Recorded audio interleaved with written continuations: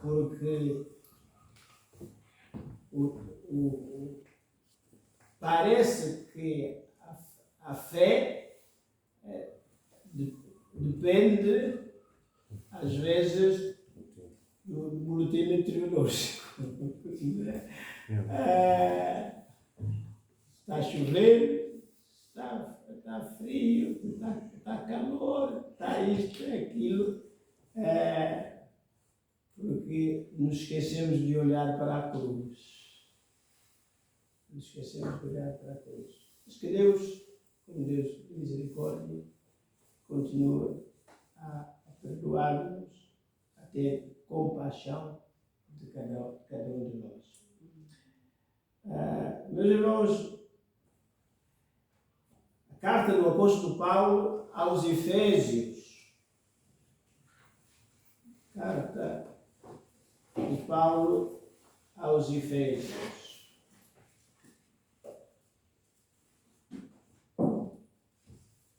capítulo 1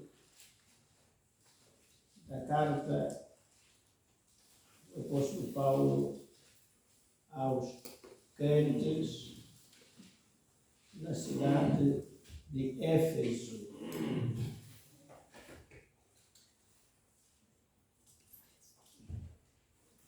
Apenas o primeiro e o segundo versículos.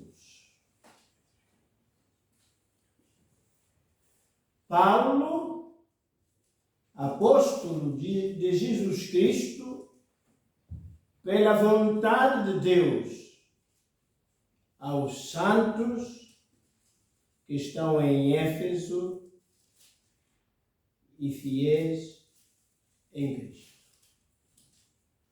A vós, graça e paz da parte de Deus, nosso Pai, e da do Senhor Jesus Cristo. Podemos sugerir como tema desta reflexão o que Deus pode fazer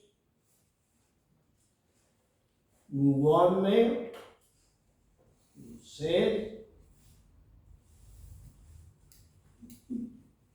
que é pó, que é barro, como eu, como cada um de nós. A Bíblia apresenta, entre outras coisas, Deus como o oleiro. E então Ele tem poder, capacidade, tem tudo para fazer do barro o que Ele quiser. E não, meus irmãos, mas o que é que isto tem a ver com estes dois versículos que acabamos de ler?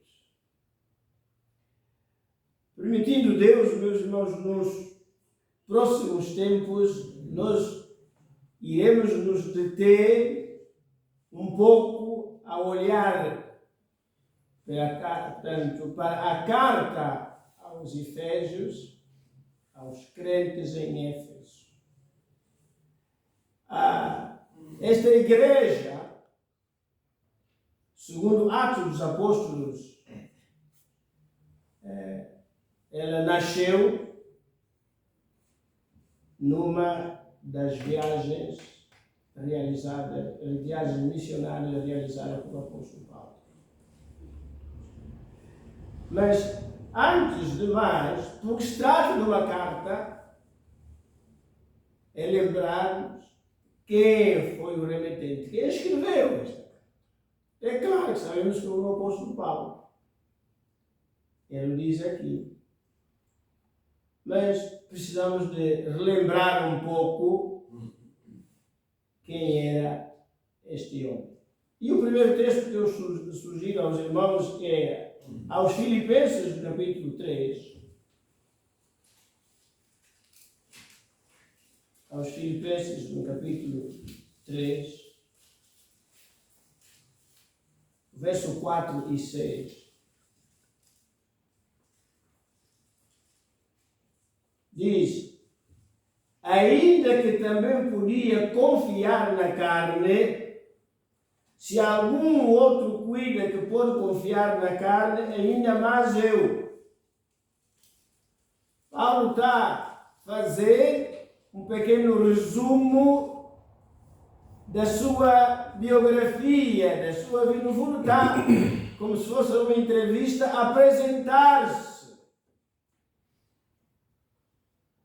Verso 5, circuncidado ao 8º dia, da linhagem de Israel, da tribo de Benjamim, hebreu de hebreus, segundo a lei fui fariseu, segundo o zelo perseguidor da igreja, segundo a justiça que há na lei, irrepreensível. É este homem que tinha tudo isto, que tinha chegado na vida, na sua progressão na carreira de diremos hoje, nos nossos dias e no mundo dos negócios, das empresas, das fábricas, enfim, este homem tinha feito este percurso. Mas tinha outras credenciais ou outro perfil. Atos dos Apóstolos, capítulo 7.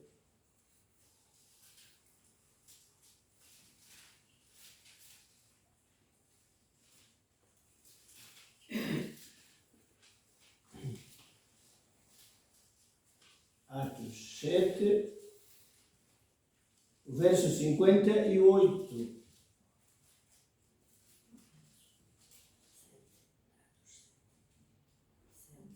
Atos, capítulo 7, o verso 58. O capítulo 7 de Atos dos Apóstolos, portanto, descreve a situação do primeiro mártir cristão, a primeira pessoa que foi morta pelo facto de ter se tornado um crente em nosso Senhor Jesus Cristo. Primeiro dos mártires. E expulsando da cidade a Estevão, que é o seu nome, o apedrejavam e as testemunhas depuseram os seus vestidos aos pés de um jovem ou mancebo chamado Saulo,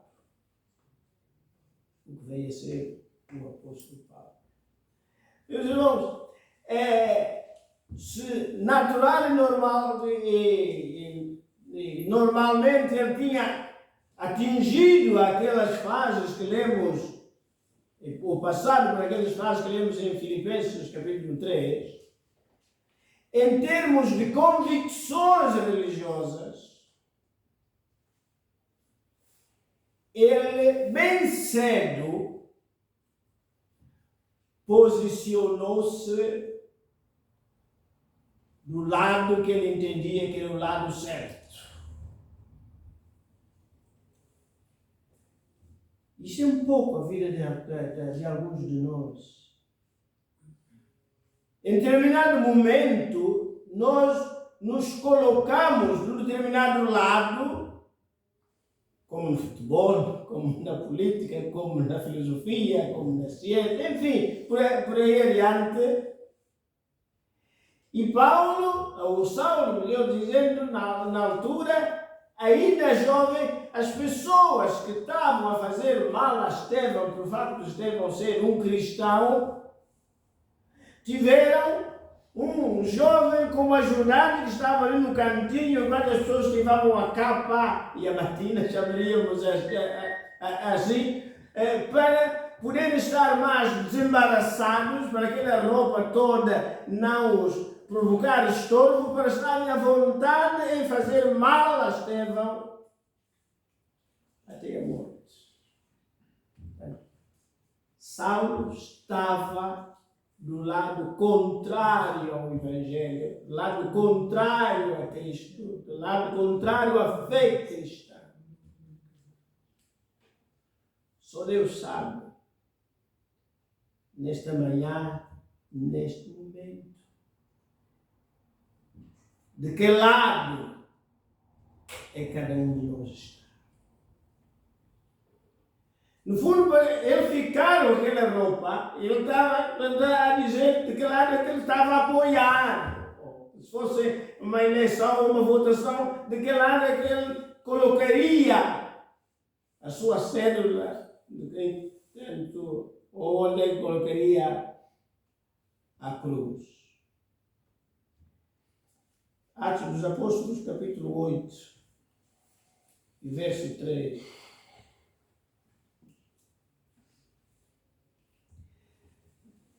Ele foi crescendo. Agora é um homem feito. Mas veja onde ele está. Onde ele já está. Atos 8, 3. E Saulo assolava a igreja. Se no capítulo 7, verso 58, ele tinha um papel mais ou menos passivo, no capítulo 8, ele já tem um papel muito ativo contra os cristãos. Ele já é uma autoridade. Ele que agora está na linha da frente. E não se contenta de estar na bancada a assistir o jogo. Ele é um jogador. Ele veste a camisola, entra em campo, participa. E Saulo assolava a igreja, entrando pelas casas, arrastando homens e mulheres, os metia na prisão. Meus irmãos, o jovem do capítulo 7, fez uma ascensão. Quer dizer, cresceu, subiu tanto e tão rapidamente, quase de anônimo a figura de proa. É alguém que está no palco. O telejornal, quando abre com ele, com a figura dele, com a fotografia dele, com as ações dele. Assolava a igreja, entrando pelas casas, arrastando homens e mulheres, os encerrava na prisão. Enfim, era o Senhor Todo-Poderoso. No capítulo 9, verso 1 e 2 de Atos dos Apóstolos. Não contente de onde ele já tinha chegado, mas ele não parou.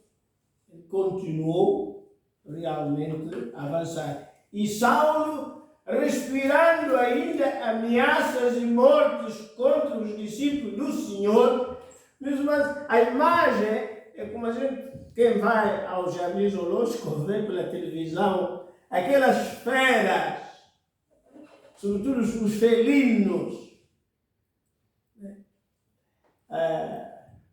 Quando avistam a presa, alguns começam a coçar o pé no chão, né, a preparar-se e depois a arreganhar os dentes, tanto a zumbir, tudo aquilo para eles. Lembro-me de um livro que eu li há uns anos, que dizia, o autor aconselhava as pessoas, a propósito de encrencas na vida, que todos nós devíamos passar por um jardim zoológico, em primeiro lugar, passar pela jaula, claro que do lado de fora, né?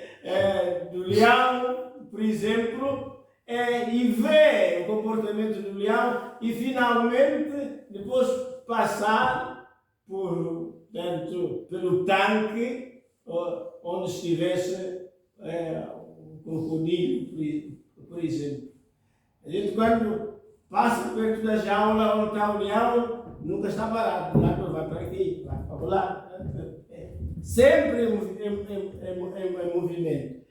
E quando chegamos ao tanque do jacaré, meus irmãos, é pávido, de vez em quando abre a boca. depois fez. E dizia o autor, é que o jacaré é capaz de viver quase 200 anos. E o leão nunca mais lá chega. Porque aquilo lá por dentro está sempre, né, em turbilhão a ferver.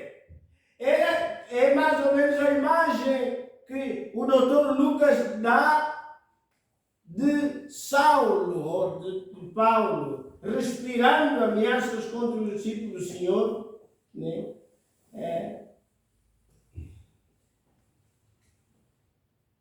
E pediu, verso 12, cartas para Damasco, para as sinagogas, a fim de que se encontrasse alguns daquela seita, quer homens, quer mulheres, os conduzisse presos a Jerusalém. Ele estava decidido realmente a matar o cristianismo logo à nascença.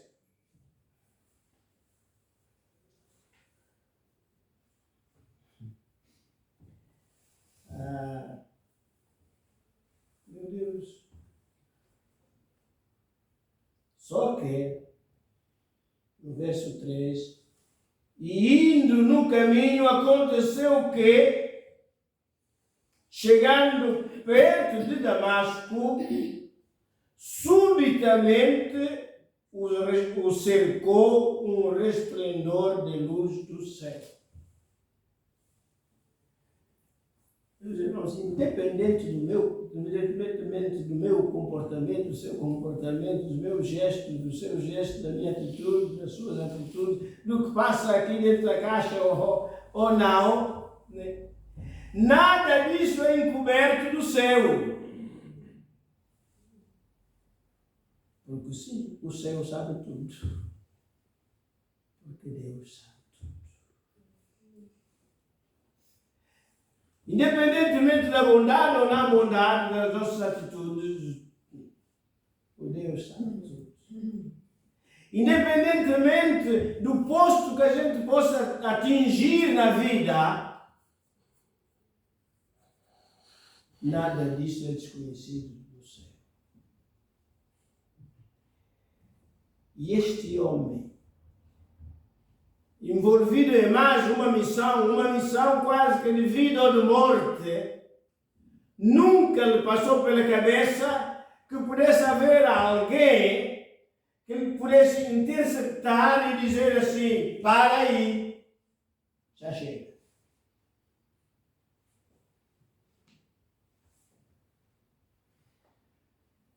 De tal modo que o valentão, verso 4 diz, e caindo em terra, ouviu uma voz que lhe dizia, Saulo, Saulo, por que me persegues?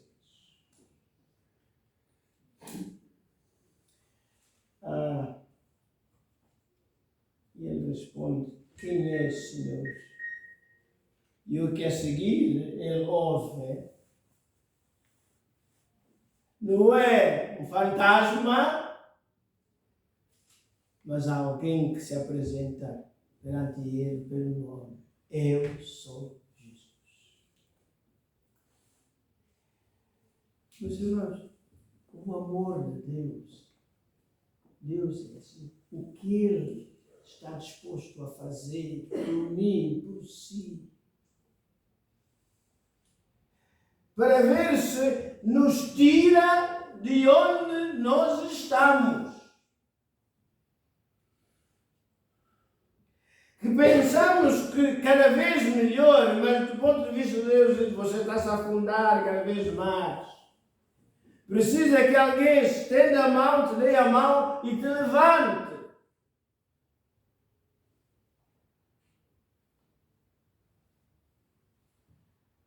Quem é Senhor? Eu sou Jesus, a quem tu persegues. Não há dúvida que Paulo está a perseguir os cristãos. Mas os cristãos são irmãos de Jesus. Da família de Jesus. E Jesus disse mais tarde, na conversa, no ensino aos seus discípulos, né? que não é por mim, é contra mim. E então, Saulo não estava por Cristo, era contra Cristo.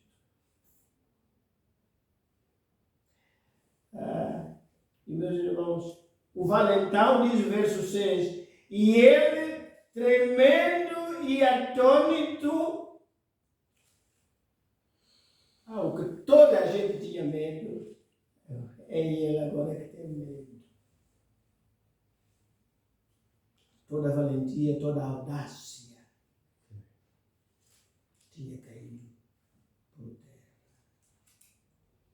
Mas o Senhor, meus irmãos, Jesus não veio para nos pôr o pé em cima, para nos calcar mais ainda, para mostrar que é Ele que manda. Porque, e disse-lhe o Senhor, meio do verso 6, levanta-te. O Senhor veio para nos levantar.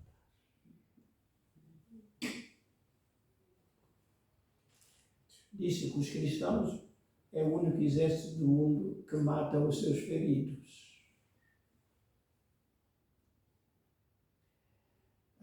Quando vi pela primeira vez esta frase, estava ainda em Lisboa, houve uma campanha de evangelização, veio um irmão nosso da Argentina, Luís Palau, seu nome. Esta campanha realizou-se no estado, na altura era dos belenenses, aqui no Restelo, em Lisboa.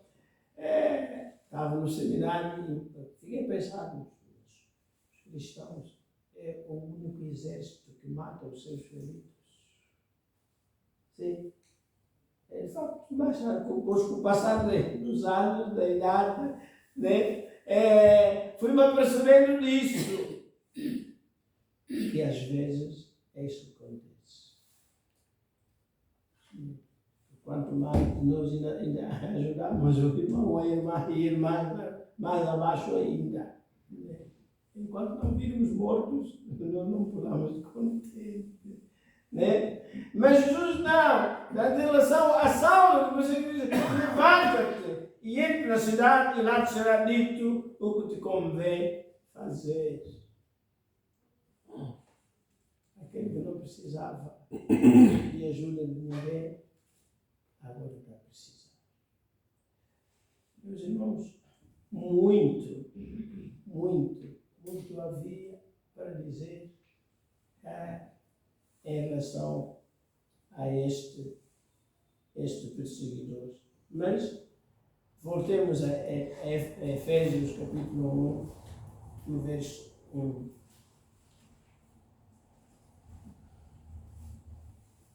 Efésios capítulo 1 e verso 1. Meus irmãos, é este homem com todo este historial e todo o passado, diz que agora Paulo, apóstolo de Jesus Cristo, pela vontade, não é dele, nem da sua mãe, nem do seu pai, nem dos seus familiares, nem da sua comunidade, da vontade de Deus. Amém. Aqui uma mudança, uma transformação, realmente que nenhum laboratório químico consegue realizar. E o laboratório, por exemplo, de química faz, digamos, podemos dizer que faz muitos milagres. Mas não consegue fazer isso. O homem que estava tão longe e contra a pessoa de Jesus Cristo, escreve à igreja de Éfeso,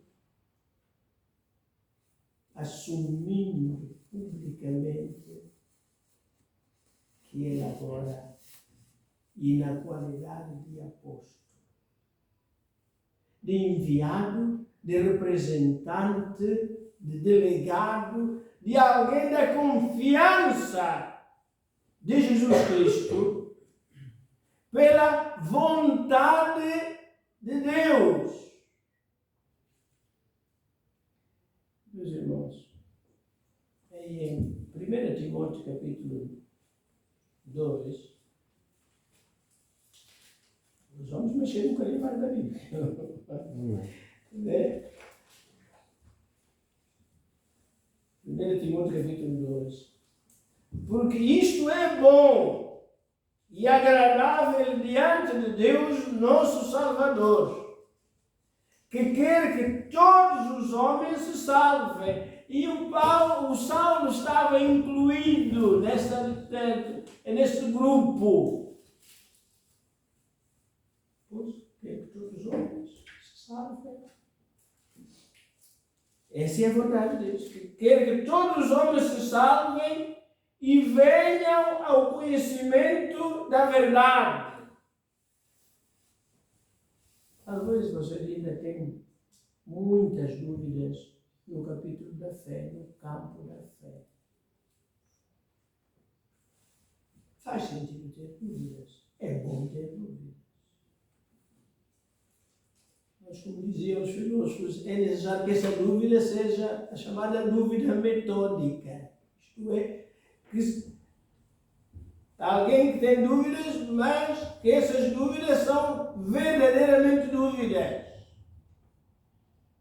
Não é desculpas para fugir, para não querer seguir a verdade.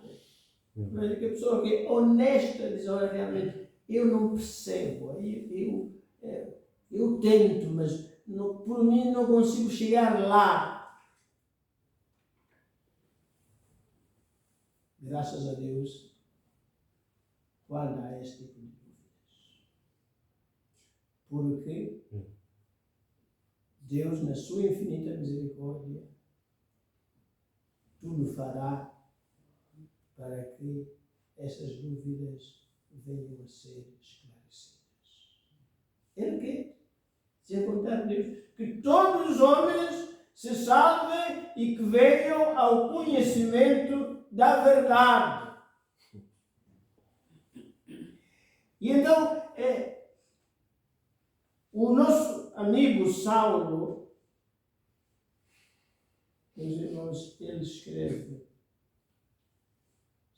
Paulo, apóstolo de Jesus Cristo, pela vontade de Deus. Porque, meus irmãos, não temos tempo para desenvolver muito mais, né? Mas quem conhece, vale a pena relembrar em casa a história, a vida de Saulo, que, mesmo entre os cristãos, ele encontrou no início muita rejeição. A maior parte não acreditava que aquele homem tenha mudado de camisola. Pelo contrário, dizem, não, isso é um esquema dele, que é para saber conhecer mais cristãos, e depois ele vai armar as suas armadilhas, portanto, é para traiçoeiramente nos apanhar. Fugiam dele, corriam com ele. Felizmente que apareceu um homem como Barnabé, que acabou por lhe dar a mão e serviu como aquele padrinho para assumir as despesas da integração deste Saulo, Paulo, no seio dos cristãos. Mas, quando ele se chama aqui apóstolo, ele acaba por dizer que não se coloca ao nível dos 11 ou dos 12, mas que pela misericórdia de Deus, ele, mesmo com todo aquele seu passado, ele foi alcançado com um propósito. 1 Timóteo, meus irmãos, voltamos a Timóteo.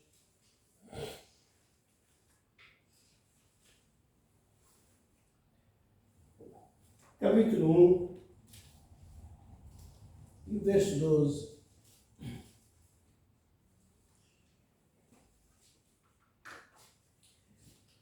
E dou graças ao que me tem confortado, a Cristo Jesus, Senhor nosso, porque me teve por fiel, pondo-me no ministério. Ele disse, não mereço nada. Não fiz nada de especial para ser contemplado, para ocupar esta responsabilidade. Porque o verso 13 diz, a mim, que dantes fui blasfemo e perseguidor e opressor. Nós vamos crentes em Éfeso. Ele assume, meus irmãos, que era apóstolo. E, voltando a Efésios capítulo 1, e de novo, no nosso versículo 1, a quem a carta é dirigida, aos santos que estão em Éfeso. O Saulo, com todo aquele passado, é colocado no lugar de apóstolo. É apóstolo. Por Deus, pela vontade do nosso Senhor Jesus Cristo. Só realmente Deus pode fazer o milagre de tirar-nos das trevas, como dizia João, e transportar-nos para a sua luz. Mas, como Paulo diz, o que aconteceu com ele era para exemplo de muitos outros. Agora ele escreve aos santos. A palavra santo significa separado. Ok? Posto à parte para um determinado propósito ou uso. Mas será possível que em Éfeso houvesse santos? Meus irmãos, em Atos dos Apóstolos, capítulo 19, Lucas nos descreve um bocado como era a vida, como eram as pessoas lá em Éfeso. Humanamente falando, seria impossível existir santos em Éfeso. Verso 8 do capítulo 19 de Atos, meus irmãos, Paulo, já apóstolo, chega a Éfeso e por espaço de 3 meses dentro da sinagoga, que é a igreja dos judeus, ele tenta convencer os seus irmãos para largarem aquilo e abraçarem o Evangelho.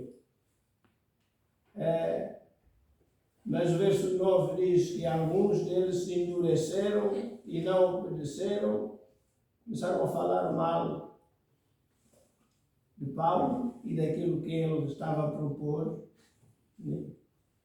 E Paulo foi obrigado a sair de lá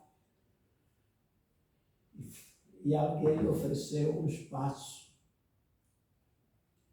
para Paulo poder continuar a desempenhar a sua função como servo de Deus. Mas, meus irmãos, em Éfeso havia muita bruxaria, muita astrologia, muitos que liam a mão, muitos que consultavam os mortos.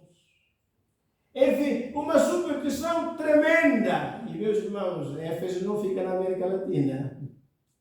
Éfeso não fica em África. Éfeso não fica na Ásia. Éfeso fica na Europa, na Turquia atual. O ser humano é o mesmo, independentemente do continente, da região. Nós tendemos para, e basta ver a quantidade de inferninhos que estão espalhados aqui na cidade do Porto e continuam a abrir-se. Consultas disto, consultas daquilo, não sei o que e tal. Em Éfeso era assim. Meus irmãos, é exatamente desses cidadãos, desses habitantes de Éfeso, que quando o Evangelho chega, há como que espécie de bibliotecas inteiras dedicadas, tipo o livro de Santo Cipriano e outros, né? O Evangelho segundo Allan Kardec, lá do Espiritismo e outros, que são juntos as pessoas, pegam nessas coisas, fazem um montão e queimam como reação ao Evangelho pregado pelo apóstolo Paulo. Isto é, a mudança de vida.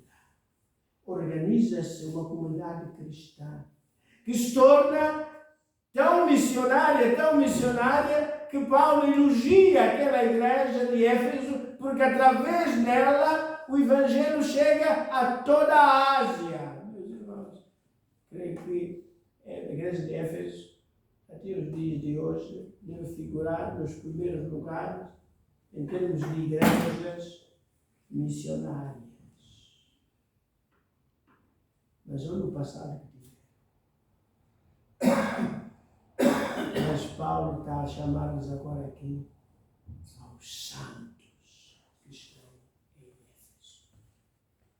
Meus irmãos, nós só não acreditamos na mudança dos outros se nós não vivemos nenhuma mudança. Quem olha para si e não esquece a sua história e o seu passado, acredita que o outro que está à minha frente pode também, pela misericórdia de Deus, pela bondade de Deus e pela vontade de Deus, fazer o mesmo percurso. O Saulo, agora Paulo, é apóstolo de Jesus Cristo, pela vontade de Deus, agora escreve aos santos que estão em Éfeso. Meus irmãos, Deus, como o oleiro, pode fazer, e tem feito, ainda pode fazer em outros a mesma obra, de maneira que se cumpra a sua vontade, quer que todos os homens se salvem e venham ao conhecimento da verdade. Pense nisso.